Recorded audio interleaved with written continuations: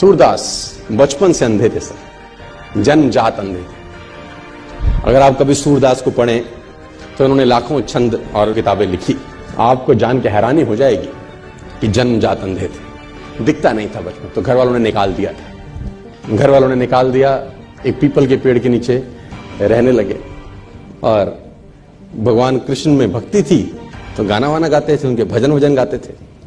तो मथुरा आगरा हाईवे के ऊपर मंदिर है बहुत सारे, अगर आप कभी गए हो तो, है ना। Have you ever been to those temples? Mathura Agra highway है ना, वहां कृष्ण जी के बहुत सारे मंदिर हैं। वहां पर गुलाब के फूलों की माला मिलती है, जहां आपने देखे होंगे, है ना। Have you ever been? आप में से कोई गया है ना, गए हैं ना आप लोग? तो वो पीपल के पेड़ के नीचे बैठे रहते थे और वहां भजन गाते थे।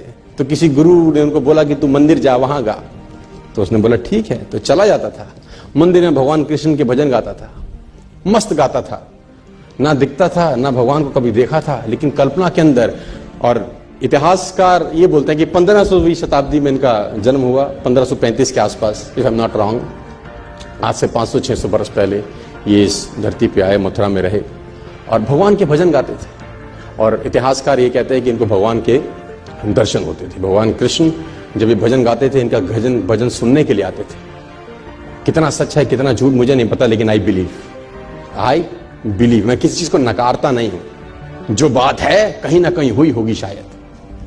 और घटना ऐसी हुई इनके जीवन के अंदर कि जिसमें उथल पुथल मचा दी बहुत लोगों के जीवन के अंदर, कि जब ये मंदिर में जाते थे तो मंदिर में इनको नजर नहीं आता था। तो जब भगवान का श्रृंगार होता है हर सुबेरे, तो ये पंडित को, जो वहां का पुरोहित था, उसको बोलते थे कि ये पीले रंग के कपड़े अच्छे नहीं लग रहे भगवान पे। तो pandit was shocked, how it is possible for a blind man to see. उसने बोला ये पीला रंग अच्छा नहीं है। तो उसने बोला कि तुझको कैसे दिखाई दिया? उसने बोला मुझे सब दिखता है, आंखों से नहीं दिखता तो क्या, मन से तो दिखता हूं, रोज मिलता है मेरे को। तो he was surprised, it is not impossible. तो अगले दिन फिर श्रृंगार होता था, बोलता हाँ, ये हरे रंग का कपड़ा क्या जचता है भगवान। तो ये लोग पागल हो गए। पंडित को एक दिन मस्करी सूझी, उसने कहा कुछ ना कुछ षड्यंत्र है, आज भगवान को कपड़े ही मत पहनाओ, पत्तों से ढक दो बस, खाली है पत्तों से ढक दो।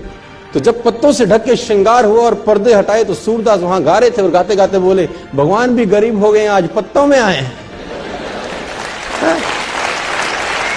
तो एवरीबडी वाज शॉक्ड कि how it is possible for a blind man to see. लेकिन असंभव, मैं फिर कहता हूं दोस्तों, आपको मन की शक्ति से ना सर भगवान तक को पाया जा सकता है। कोई भी हैंडीकैपनेस आपके आगे नहीं आती अगर मन से साला आप सॉलिड हैं तो यार। और आप तो समृद्ध हैं यार, पूरे तरीके से ठीक हैं, भगवान ने आपको सब कुछ दिया है। एक आदमी ने कहा मैं बहुत गरीब हूं, तो मैंने कहा एक आंख निकाल दे 50 लाख देता हूं। तो उसने बोला कैसी बातें करते हो? मैंने कहा गरीब है, गरीबी दूर करते हैं, और दोनों दे दे तो 1 करोड़ का सौदा हो जाए। उसने बोला नहीं सर, ये कैसे पॉसिबल है? तो मैंने कहा चल दोनों हाथ भी दे, 5 करोड़ और ले दे। तू तो कह रहा गरीब हूं, तेरी गरीबी मिटाता हूं। कह रहा ऐसे तो मैं बहुत अमीर हूं। तो मैंने कहा मैं भी तो तुझे बता रहा हूं कि तू बहुत अमीर है यार, तू क्यों ऐसा सोचता है कि तेरे पास कुछ नहीं है?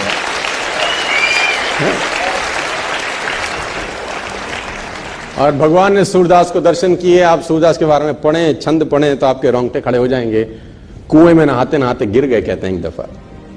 जब कुएं में नहाते हुए गिरे, अंधे थे, नजर नहीं आता था, तो पानी में गिर गए। तो भगवान को हाथ जोड़े कि निकालो प्रभु। तो कहते हैं कि भगवान छोटे से रूप लेके उनको बाहर निकालने आए।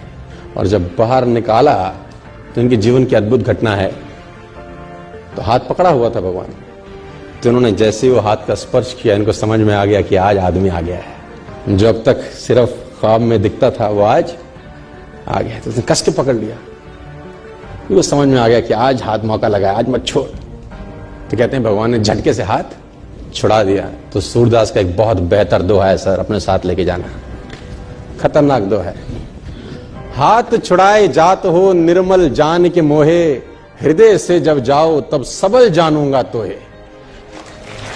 है ना, हाथ छुड़ा के तो जा सकते हो, है ना, आज मैं कमजोर हूं तो हाथ को झटक सकते हो, लेकिन दिल से निकल जाओ तब मानूंगा कि कुछ हो।